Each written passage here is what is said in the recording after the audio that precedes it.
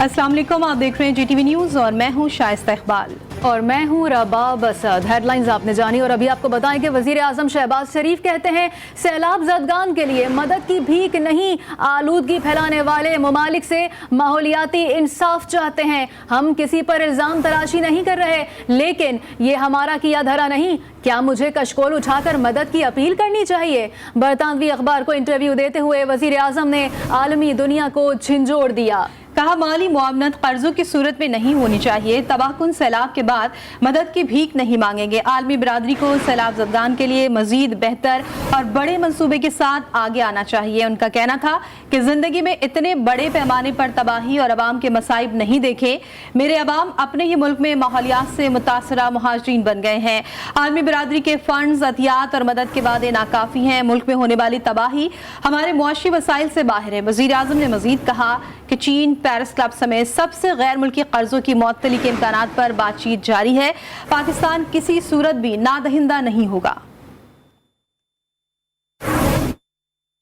सैलाब से 3 करोड़ से जायद आबादी मुतासिर हुई। वजीर खारजा बिलावल भुट्टो की सैलाबी सूरत हाल पर मीडिया ब्रीफिंग। उन्होंने कहा कि सिंध के इलाकों से 50% पानी निकाला जा चुका है। सैलाब के बाद वबाई अमराज फैल रहे हैं और ग़िज़ाई क़िल्लत का सामना है। अंदाजे के मुताबिक सैलाब से $30 अरब का नुकसान हुआ है।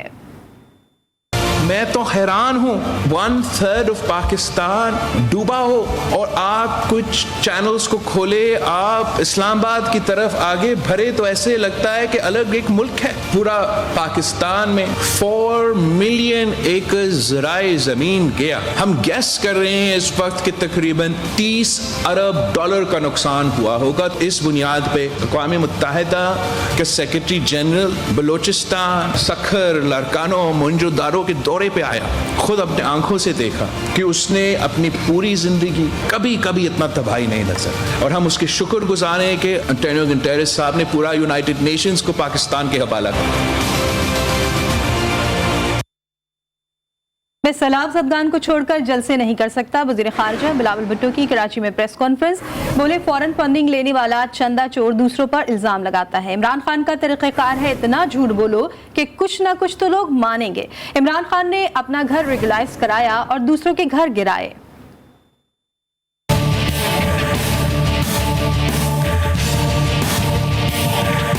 जब ज़लज़ला आया, मुशर्रफ का हुकूमत था, क्या हमने उस वक्त लॉन्ग मार्च शुरू किया? इलेक्शंस हमेशा होते रहेंगे, सियासत हमेशा होता रहेंगे, हमारे लोग जिंदा रहेंगे तो हम फिर उनके साथ सियासत कर सकेंगे। आदत उसका है दूसरों पे इल्ज़ाम लगाना। फाइनेंशियल टाइम्स जो इंटरनेशनल न्यूज़पेपर है, जिनका इंटरनेशनल जर्नलिस्ट है, उन्होंने साबित कर दिया कि ये चंदा चोर है। तो जो खुद चंदा चोर है वो जगह जगह जाके हुकूमत को कहता है चंदा चोर। जो खुद ज़कात चोर निकला वो जगह जगह जाके कहता है चोर। जो फॉरेन फंडिंग केस में चोरी पकड़ते हुए देखा वो जगह जगह जाके कहता है खुद अपनी पीढ़ी के लिए जितना वो ज्वेलरी दूसरे लोगों के लेता है वो बाकियों पे इल्जाम लगाता है चोरी का। खुद अपने हुकूमत आते हुए उसने अपना घर रेगुलराइज किया, गरीबों का घर गिराना शुरू कर दिया और बाकियों पे चोरी का इल्जाम। तो मैं समझता हूँ कि खान साहब का मुनाफिकत पूरा पाकिस्तान को नजर आ रहा है। पूरा पाकिस्तान की जो यादाश्त है इतना कमजोर नहीं है कि जो पिछले 4 साल में हुआ है वो 4 महीने के नतीजे में भूल जाएंगे। खान साहब का तरीकाकार ये है कि झूठ बोलो,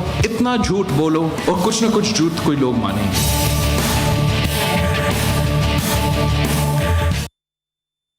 और चेयरमैन पीपल्स पार्टी बिलावल भुट्टो जरदारी की प्रेस कॉन्फ्रेंस में GTV के senior anchor person Mujahid Barelvi भी मौजूद थे। बिलावल भुट्टो जरदारी ने मुजाहिद बरेलवी के सख्त सवाल पर बड़े तहम्मुल से जवाब दिया और सीनियर सहाफ़ी मुजाहिद बरेलवी को सराहा। उन्होंने क्या कहा आपको दिखाते हैं। मुजाहिद बरेलवी साहब है। अस्सलाम वालेकुम बरेलवी साहब, कैसे हो आप? सब खैरियत से हो? मैंने आपको देखा नहीं था वहाँ। यकीनन शाह साहब भी काम कर रहे हैं। एक आध बार मैंने शकील मेमन का पीछा करने की कोशिश की, पता चला इधर काम करके गए जो आगे गए। अब इनकी गाड़ी बड़ी थी, आगे निकल गया, मैं पीछे चल रहा था। ये देते हुए आएंगे तो उसका अच्छा मैसेज आएगा। बरेलवी साहब, आपका सवाल बहुत अच्छा था और बहुत शुक्रिया कि आपने ये पूछा था कि मुझे मौका मिले इस इशू को एड्रेस करने के लिए। पाकिस्तान को फाइनेंशियल एक्शन टास्क फोर्स की ग्रे लिस्ट से निकालने की तैयारियां कर ली गई। पाकिस्तान फटफ की तमाम शराइत पूरी कर चुका। टेक्निकल टीम के दौरे और रिपोर्ट के बाद पाकिस्तान के ग्रे लिस्ट से निकलने के इम्कानात रोशन हुए।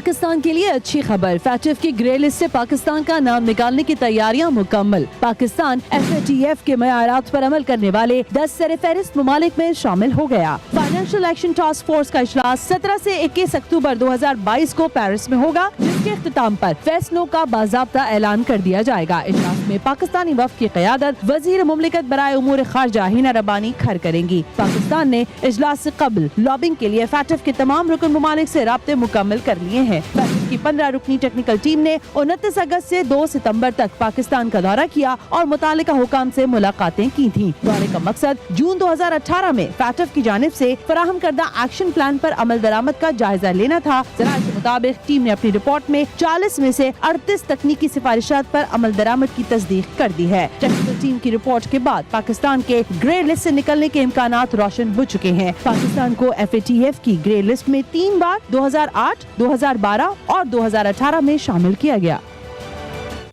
اور اسلام آباد کی ڈسٹرکٹ اینڈ سیشن عدالت نے چیئرمین تحریک انصاف عمران خان کی جج دھمکی کیس میں عبوری ضمانت کی درخواست منظور کر لی۔ اسلام آباد کی ڈسٹرکٹ اینڈ سیشن عدالت میں خاتون جج کو دھمکی دینے کے کیس کی سماعت ہوئی، جس میں چیئرمین PTI عمران خان پیش ہوئے۔ جوڈیشل مجسٹریٹ نے گزشتہ ہفتے ٹرائل میں عدم پیشی پر عمران خان کے وارنٹ گرفتاری جاری کیے تھے۔ تاہم عمران خان کو ہائی کورٹ نے اتوار کے روز 7 اکتوبر تک حفاظتی ضمانت دی تھی، جو کل ختم ہوئی تھی۔ تاہم عمران خان نے عبوری درخواست ضمانت وکیل بابر آبان کے ذریعے دائر کی۔ عمران خان کے خلاف سارے الزام اور مقدمات جھوٹے ہیں۔ چیئرمین PTI کے وکیل بابر آبان کی میڈیا سے گفتگو، کہتے ہیں عمران خان کی گرفتاری کی سازشیں ناکام بنا دی ہیں۔ مریم نواز کو تنقید کا نشانہ بناتے ہوئے کہا کہ مریم نے کہا لندن تو کیا پاکستان میں بھی کوئی پراپرٹی نہیں، اب اس سے زیادہ موقف اپنایا کہ یہ گھر میرا نہیں۔ مقدمات کا ایک لنڈا بازار لگا دیا امپورٹنٹ گورنمنٹ نے، لیکن وہ شیر کا بچہ کسی ایک تاریخ پہ بھی اس نے یہ نہیں کہا کہ میں بیمار ہوں، میں باہر جانے لگا ہوں علاج کرانے کے لیے۔ اللہ نے مہربانی کی ہے، وہ ساری سازشیں میں نے اور میرے ساتھیوں نے جہاں جہاں وہ سازش کرنے پہنچے ہم نے ان کا پیچھا کیا، اور عمران خان کی گرفتاری کی ساری سازشیں ہم نے ناکام بنائی ہیں، انشاءاللہ آئندہ بھی ناکام بنائیں گے۔ عمران خان کے خلاف سارے مقدمات جھوٹے ہیں، جو الزام تھے وہ سارے کے سارے جھوٹے ہیں۔ جھوٹوں کی جو کوئین ہے وہ کوئین آف انگلینڈ کے مرنے کے بعد اب لندن میں پہنچی ہے کہ وہ جس گھر میں ہے اس گھر کے بارے میں اس نے خود لکھ کے کہا، اور کسی میڈیا والے کو نہیں کہا۔ میڈیا والوں کو تو کہا کہ لندن میں تو کیا پاکستان میں بھی میری کوئی پراپرٹی نہیں ہے، لیکن جب پیناما کیس چلا تو اسی خاتون نے اس مہارت سے جھوٹ بولا کہ وہ ایک ایسا فونٹ جس کو کلیبری فونٹ کہتے ہیں جو ابھی ایجاد ہی نہیں ہوا تھا، یعنی اس نے توپ چلا دی توپ بننے سے پہلے۔ اب اس نے یہ تازہ موقف یہ لیا کہ یہ گھر میرا نہیں ہے۔ اور عوام نے بھروسہ کر کے نمائندوں کو پارلیمنٹ بھجوایا ہے، جن کے استعفے منظور نہیں ہوئے وہ تو پارلیمنٹ جا کر بیٹھیں۔ چیف جسٹس اسلام آباد ہائی کورٹ جسٹس اطہر من اللہ کے PTI ارکان کے استعفوں کے کیس کی سماعت کے دوران ریمارکس۔ جسٹس اطہر من اللہ نے کہا کہ یہ عدالت اسپیکر قومی اسمبلی کو ہدایات جاری نہیں کر سکتی۔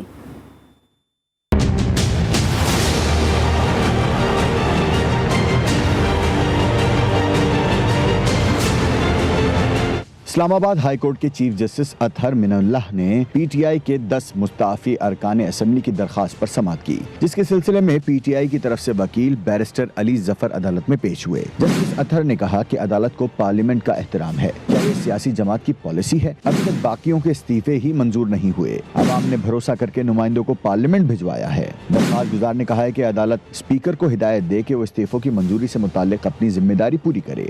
پر جسٹس اطہر من اللہ نے کہا کہ یہ عدالت اسپیکر قومی اسمبلی کو ہدایت جاری نہیں کر سکتی۔ عدالت نے شکور شاد کیس میں بھی صرف نظر ثانی کا کہا ہے۔ بیرسٹر علی ظفر نے اپنے دلائل میں کہا کہ آپ استعفے منظوری کا آرڈر معطل کر دیں تو جا کر اسپیکر سے بات کر سکتے ہیں۔ اس پر جسٹس اطہر نے کہا کہ عدالت سیاسی ڈائیلاگ کے لیے تو آپ کو سہولت فراہم نہیں کرے گی، آپ پارلیمنٹ جا کر اپنی نیک نیتی ثابت کریں۔ پارلیمنٹ کی بہت بے توقیری ہو گئی ہے۔ کراچی والے احتیاط کریں، شہر میں بڑے پیمانے پر ٹینکرز کے ذریعے مضر صحت پانی کی فراہمی کا انکشاف ہوا ہے۔ ساکران میں گڑھوں میں جمع پانی شہر قائد کے باسیوں کو فراہم کیا جانے لگا ہے۔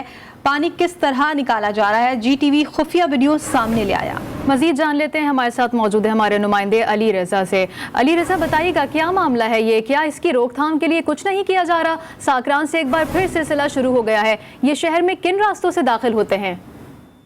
जी बिल्कुल, देखें जी न्यूज़ तो पानी के अहम मसाइल पर आवाज़ उठा रहा है और यही अहम मसला है। ये खुफिया वीडियो सामने आई, इसके ऊपर हमने जो MD वाटर बोर्ड है, कराची वाटर सीवरेज बोर्ड के, उनसे रब्ता किया तो उन्होंने अहम कदम जो है इससे भी उठाया है और इससे माजी में भी उठाया जा चुका है, क्योंकि साकरान से ये गड़े में पानी जमा होता है, पंपिंग स्टेशन जो है पंप मोटर पंप लगा के टैंकर्स में भरा जाता है, मुद्रे सेहत पानी है, केमिकल ज़्यादा पानी है, टॉक्सिक पानी है। उसके बाद ये एतराफ़ के इलाके जो हैं जिसमें मंगोपीर थाना हम कह सकते हैं, गुलशन मेमार है और इस तरह जो ये थाने हैं, मौजको थाने, उनकी हदूद में पानी फरोख्त हो रहा है। और इसका असर मैं बताता चलूँ नाजरीन को कि जामिया कराची की रिपोर्ट आ चुकी है, निगलेरिया बीमारी जो है वो खदशा उस पर जाहिर किया गया है रिसर्चर्स ने, और पानी एक अहम वजह बन रहा है। जी बिल्कुल अली रजा, आप सही कह रहे हैं कि पानी जो है मुज़र सेहत है और निगलेरिया भी जो है वो अपने पर फैला चुका है। तो MD वाटर बोर्ड सलाउद्दीन साहब हमारे साथ हैं, उनसे जान लेते हैं। अस्सलाम वालेकुम सलाउद्दीन साहब, बहुत शुक्रिया वक्त निकालने के लिए। ये फरमाइएगा कि ये मुज़र सेहत पानी शहरियों तक पहुंच रहा है, वाटर बोर्ड क्या कर रहा है, वाटर बोर्ड के इल्म में नहीं है ये? जी बहुत शुक्रिया, थैंक यू कि आपने पहले मुझे इस मौके की मुनासबत से बोलने का मौका भी दिया।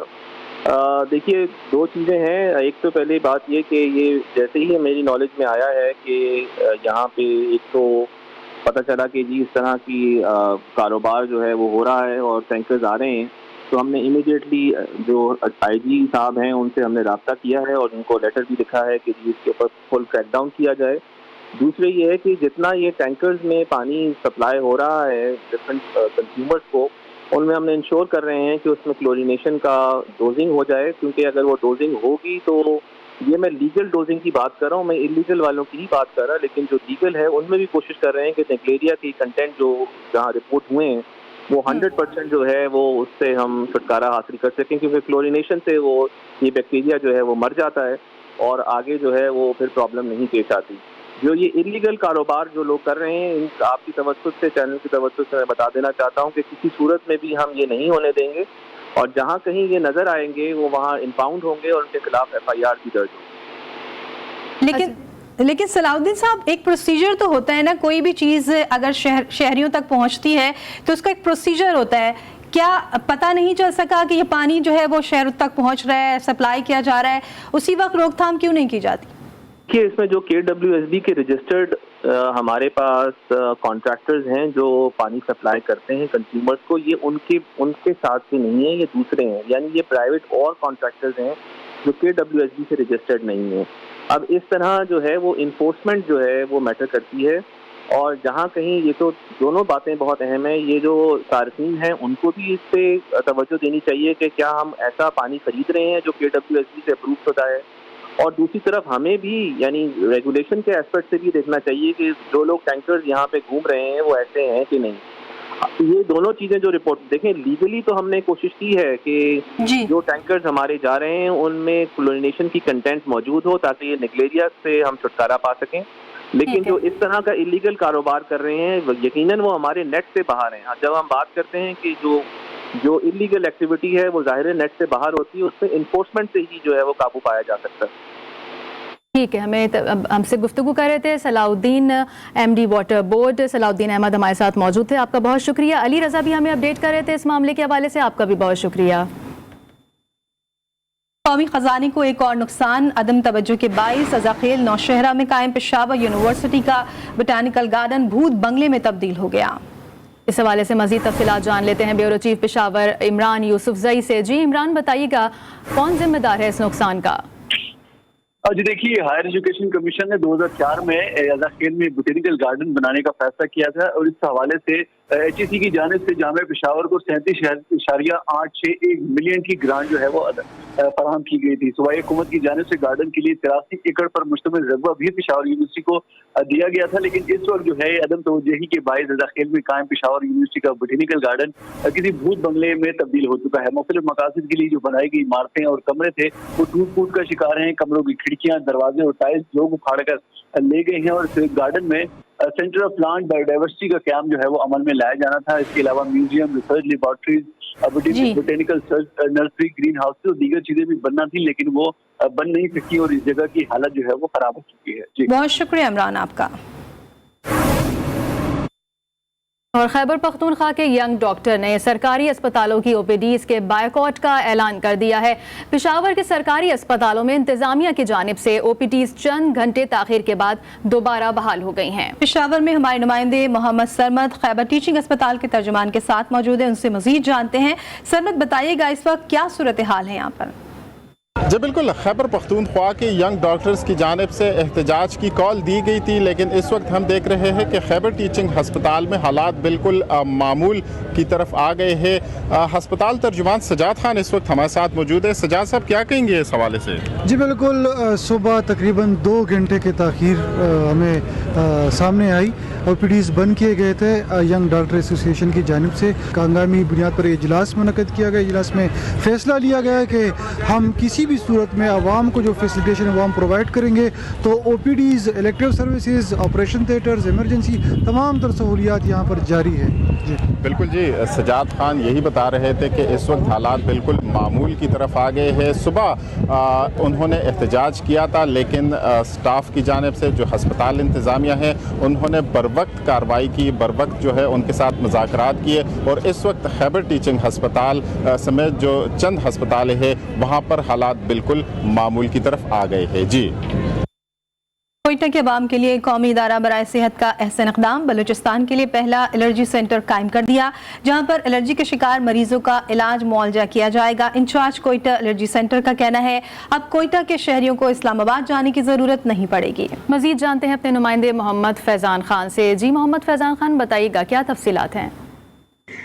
जी हाँ, बिल्कुल, कौमी इदारा सेहत की जानिब से बलूचिस्तान और ख़ासकर कोयटा की आवाम के लिए खुशाइंद इक़दाम किया गया है। कोयटा के इलाके मुस्तफ़ी रोड पे एलर्जी सेंटर कायम किया गया है, जहाँ पे मुख्तलिफ एलर्जी के शिकार जो मरीज़ हैं उनका यहाँ पर मुआयना किया जाता है, उनकी वैक्सीनेशन की जाती है। इस वक्त यहाँ पर एलर्जी सेंटर के इंचार्ज भी हमारे साथ मौजूद है। इनसे जानते हैं कि इससे बलूचिस्तान के आवाम को क्या फ़ायदा होगा, बलूचिस्तान में कौन सी एलर्जी के मरीज़ जो है वो ज़्यादा इनके पास आ रहे हैं। जिससे बताएगा एक तो इस एलर्जी सेंटर का फ़ायदा क्या है और दूसरा कौन सा इमराज जो है एलर्जी का वो ज़्यादा फैल रहा है बलूचिस्तान में। कोयटा वालों को फ़ायदा ये होगा कि उनको इस्लामाबाद जाना पड़ता था, ठीक है, तो इस्लामाबाद यहाँ से बहुत दूर पड़ता है, 18-20 घंटे का सफ़र है। उसके बाद एक्सपेंसेस भी बहुत ज़्यादा हो जाते हैं, तो उनको यहाँ पे कोयटा के अंदर वही फैसिलिटीज़ मिल रही है, तो उनके लिए बहुत अच्छा इक़दाम है।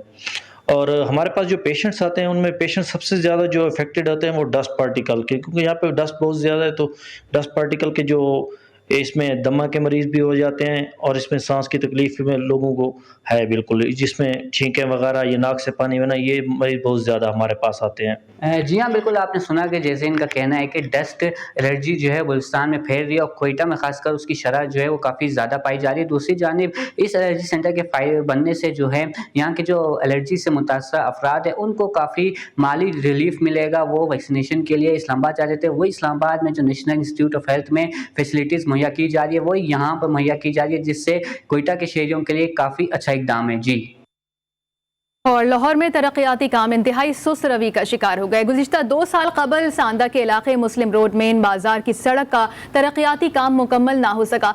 ठेकेदार खुदाई के बाद काम नामुकम्मल छोड़कर चले गए, जिसके बायस पैदल चलने वाले शहरियों को शदीद मुश्किलात का सामना करना पड़ रहा है। ताजिरों का कहना है कि धूल मिट्टी के बायस मेन बाजार में कारोबार शदीद मुतासर हो रहा है। मजीद जानते हैं वहीद गुजर से। जी वहीद।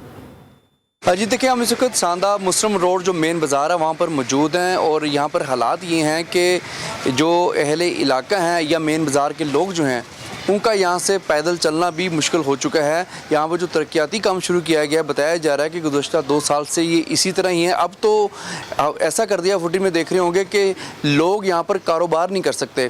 तो कुछ शहरियों से हम जानने की कोशिश करेंगे ये कब से सूरत हाल ऐसी है कि कुछ बताया भी गया है, ये कब तक जो है वो काम मुकम्मल हो जाएगा। जी सर, क्या कहेंगे, क्या क्या मुश्किलात हैं? बहुत, ये 2 साल हो गए हैं, ये तकरीबन रोड इसी तरह ही है, मतलब धूल मिट्टी, ट्रैफिक, ये बीमारियाँ फैल रही हैं। ये 2 दिन से 3 दिन से तो पानी बंद है, ये कनेक्शन डैमेज हो रहे हैं, ठीक है।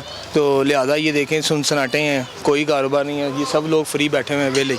کوئی چکر نہیں ہے. ٹھیک ہے جی بالکل یہ مین بازار ہے اور آپ فوٹی میں دیکھ رہے ہیں کہ لوگ جو ہیں اس وقت کاروبار نہیں کر پا رہے کیونکہ یہاں پر چلنا مشکل ہے. تو شہریوں کا یہی مطالبہ ہے کہ اگر کام شروع کر ہی لیا ہے اس کو بر وقت مکمل کیا جائے تاکہ یہاں کے جو بازار کے لوگ ہیں وہ اپنے کاروبار کو بھی بہتر طریقے سے چلا سکیں اور آنے جانے میں بھی جو شہری ہیں ان کو مشکلات کا سامنا نہ ہو اور شہری جو ہیں دھول مٹی سے جو پریشان ہیں ان کی پریشانی بھی کم ہو سکے. جی تھائی لینڈ سے جہاں چائلڈ کیئر سینٹر میں فائرنگ سے بچوں سمیت 34 افراد ہلاک ہو گئے. غیر ملکی میڈیا کے مطابق تھائی لینڈ کے شمال مغربی صوبے میں فائرنگ کے واقعے میں بچوں سمیت 34 افراد ہلاک ہو گئے. گولیاں لگنے سے 22 افراد زخمی بھی ہوئے.